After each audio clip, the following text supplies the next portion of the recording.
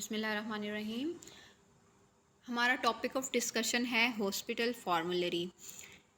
Hospital pharmacy के syllabus के content में गिवन है, तो इसको डिस्कस करते हैं कि क्या होती है हॉस्पिटल फार्मूलरी, इसके क्या यूजेस हैं, क्यों बनाई जाती है, कौन बनाता है, ये सारी चीज़ें हम देखते हैं। तो हॉस्पिटल फार्मूलरी असल में एक revise list of drug products होती है, और इसमें उन ड्रग प्रोडक्ट्स की एंसिलरी इंफॉर्मेशन भी मौजूद होती है, और इस ड्रग लिस्ट को अप्रूव किया जाता है एक हॉस्पिटल या एक इंस्टीट्यूशन में यूज़ के लिए। ठीक है, तो इसमें ड्रग्स किस बेसिस पे सेलेक्ट की जाती हैं हॉस्पिटल फार्मूलरी में, इंक्लूड किस बेसिस पे होती हैं वो देखा जाता है। उसमें patient acceptability, efficacy, safety, drug price, ठीक है, इन सब चीज़ों को केयरफुली इवेल्युएट करके एक किसी भी ड्रग को सिलेक्ट किया जाता है कि उसने फार्मूलरी का हिस्सा बनना है कि नहीं बनना। उसके बाद हॉस्पिटल फार्मूलरी को बनाने में देखा जाता है कि किस किस का हाथ है। वो है हॉस्पिटल फार्मासिस्ट, प्रिस्क्राइबर और दूसरे मेडिकल प्रैक्टिशनर। वो सारे मिलके ये कोलैबोरेटिव टास्क परफॉर्म करते हैं। टाइप्स देखते हैं। टाइप्स में है नेशनल फार्मूलरी, लोकल फार्मूलरी, परचेज फार्मूलरी और स्पेशलिटी फार्मूलरी। तो नेशनल फार्मूलरी क्या होती है? नेशनल फार्मूलरी जो है उन तमाम ड्रग्स की कंपाइलेशन होती है जो कि एक कंट्री में अवेलेबल होती हैं, जैसे कि ब्रिटिश नेशनल फार्मूलरी।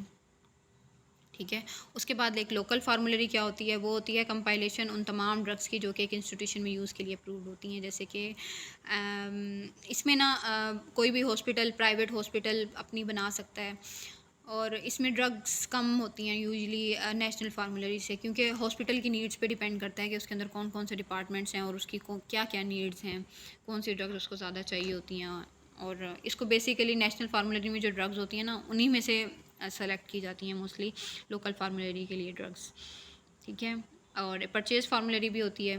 आप अमेरिकन हॉस्पिटल फार्मूलरी सर्विस की प्रिस्क्रिप्शन ले सकते हैं, वो सब्सक्रिप्शन ले सकते हैं।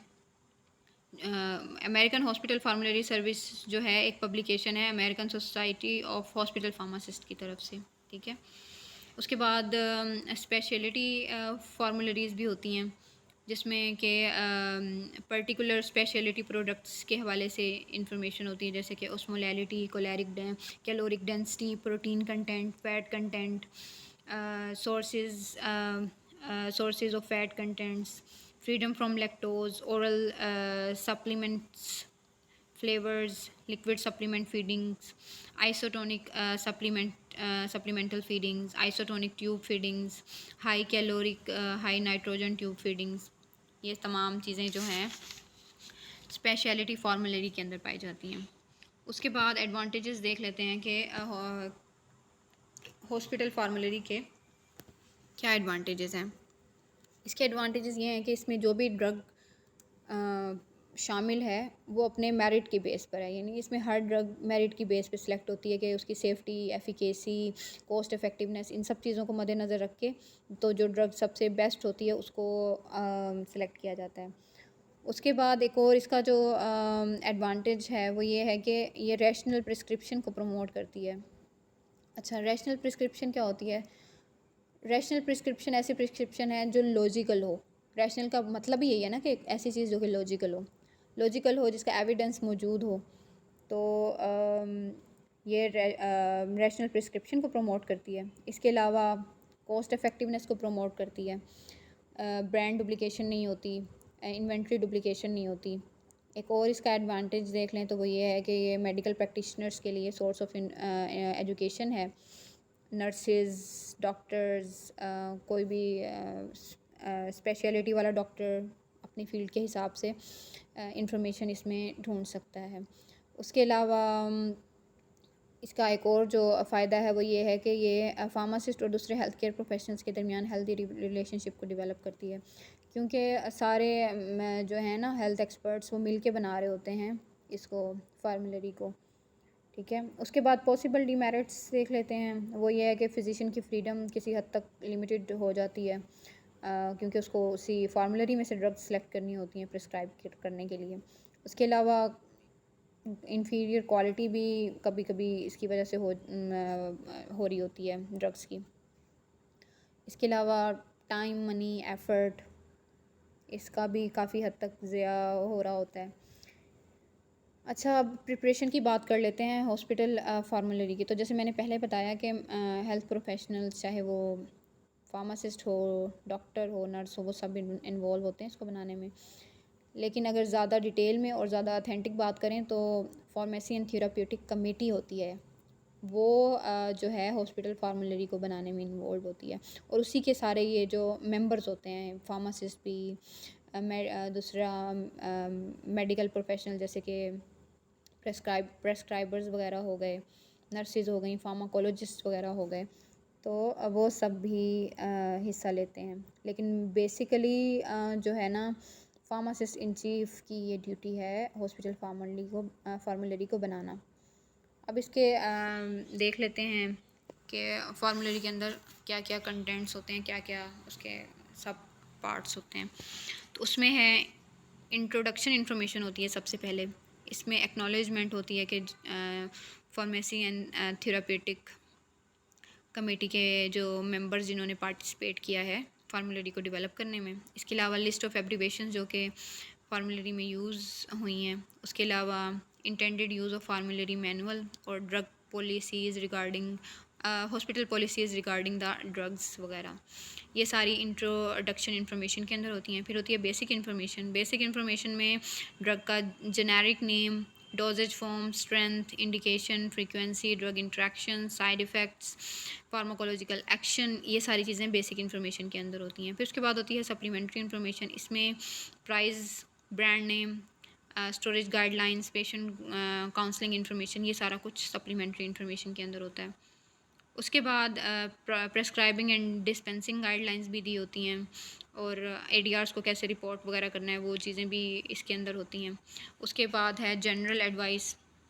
तो इसमें है कि यूज़ ऑफ आईवी ड्रग्स के, और इसके अलावा प्रेगनेंसी में कौन सी ड्रग्स अप्रूव्ड हैं, ब्रेस्ट फीडिंग में कौन सी ड्रग जो है वो सेफ़ है, किडनी के पेशेंट्स के लिए जिनका किडनी फेलियर हुआ है, क्योंकि उसमें डोज एडजस्टमेंट की ज़रूरत पड़ती है ना। और एंटीडोट्स कौन सी ड्रग्स के अवेलेबल हैं, और अगर अवेलेबल हैं तो कौन कौन से हैं, ठीक है। उसके बाद एक मिसलेनियस सेक्शन होता है। इसमें पीडियाट्रिक डोज होती है, रीनल एडजस्टमेंट, डायग्नोस्टिक एड और मीट्रिक यूनिट्स। मीट्रिक यूनिट्स में ये होता है कि ड्रग की कौन से यूनिट्स में वो है, मैयर कितनी हो रही है, मतलब जैसे कितने मिलीग्राम है, नैनोग्राम है, पिकोग्राम है, या अगर मिलीलीटर है, या क्या कहते हैं लीटर्स में है आईवी, तो ये सारी इन्फॉर्मेशन होती है, ठीक है। उसके अलावा इसको हॉस्पिटल फार्मूलरी को स्मॉल इन साइज़ होना चाहिए, प्रेजेंटेशन अच्छी होनी चाहिए इसकी, लूज़ लीव भी हो सकती है, बाउंड भी हो सकती है। इसके अलावा ड्रग इंक्लूजन एक्सक्लूजन क्राइटेरियाज क्या हैं, फार्मूलरी के अंदर ड्रग को किस तरह इंक्लूड या एक्सक्लूड कर सकते हैं। तो इंक्लूजन क्राइटेरिया ये है कि हम वैसे तो कोशिश करते हैं कि फ़िक्स डोज कम्बिनेशन ना हो कि इसमें ना फार्मूलरी के अंदर, लेकिन अगर कोई सिंगल ड्रग से उसका इफेक्ट नहीं आ रहा तो आप फ़िक्स डोज कम्बिनेशन को भी कर सकते हैं, ठीक है, इंक्लूड। और एक्सक्लूजन क्राइटेरिया ये है कि कोई ड्रग है जिसके पोस्ट मार्केटिंग सर्विलियंस में एडीआर्स रिपोर्ट हुए और उसको विड्रॉ किया गया, तो आपने उसको फार्मूलरी से भी निकाल देना है।